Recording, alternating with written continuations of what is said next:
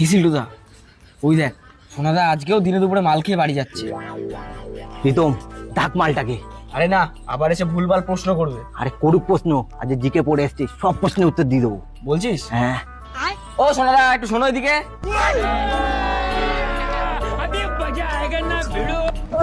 হ্যাঁ বল, কি হয়েছে বল।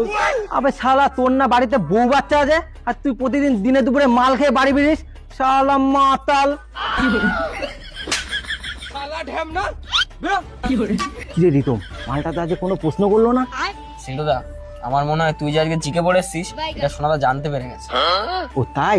তাহলে তো মালটাকে আজকে ছাড়বো না। ও মাতাল, এদিকে শোন। তুই আমাকে আবার মাতাল বললি তো? তোকে আমি এখন প্রশ্ন করবো, উত্তর দে শালা। প্রশ্ন করবি? পর আজকে কি প্রশ্ন করবি সব উত্তর দেবো।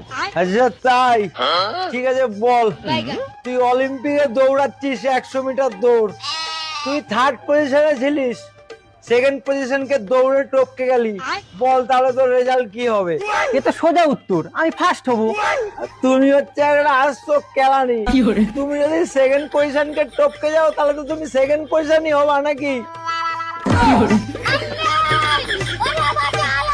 সারা ভালো মানুষ প্রশ্নের উত্তর পায় না, কেলানি। সারা চলো এবার প্রশ্ন করছি, উত্তর দে। এক বস্তা তুলো আর এক বস্তা লোহা, বল দুটোর মধ্যে ভারী কোনটা? ভারী কোনটা? আমাকে বোকা পেয়েছো নাকি? দুটোই যখন এক বস্তা করে আছে, দুটোরই ওজন একই তো হবে নাকি?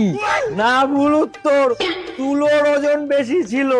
তুলোর ওজন বেশি ছিল কি করে? কারণ লোহা ছিল 1 কেজির বস্তায় আর তুলো ছিল 50 কেজির বস্তায়। ঠিক আছে, এবারের প্রশ্ন। একটা ছেলে ন্যাড়া হতে গেছে নাপিতের কাছে, তার কাছ থেকে নিয়েছে 10 টাকা। এবার বল, যদি 50টা টাকলা ন্যাড়া হতে যায় তাহলে নাপিতটা ক টাকা নেবে? হ্যাঁ, এই দাঁড়া, অনেক জিকে পড়েছিস তুই, এবার আমি উত্তর দেবো। 50 × 10, 500 টাকা নেবে নাপিতটা। তুমি আরেকটা কেলানি। টাকলা আবার কবে থেকে ন্যাড়া হয় ভাই? ঠিক আছে চল, এবারের প্রশ্ন। সিল্টু বল, তোর গার্লফ্রেন্ডের বাড়িতে আগুন লেগেছে আর তোর মার বাড়িতে আগুন লেগেছে, একটা অ্যাম্বুলেন্স এসে আগুনটা সবার আগে কোন বাড়িতে নেভাবে বল? শোন, যেহেতু মা আমাকে জন্ম দিয়েছে, অ্যাম্বুলেন্সটা আমার মার বাড়িতে এসে আগে আগুন নেভাবে। সিল্টু, তোর চিন্তাধারাটা আমার খুব ভালো লাগলো, কিন্তু উত্তরটা ভুল বললি। ভুল? তার মানে? তার মানেটা হলো ভাই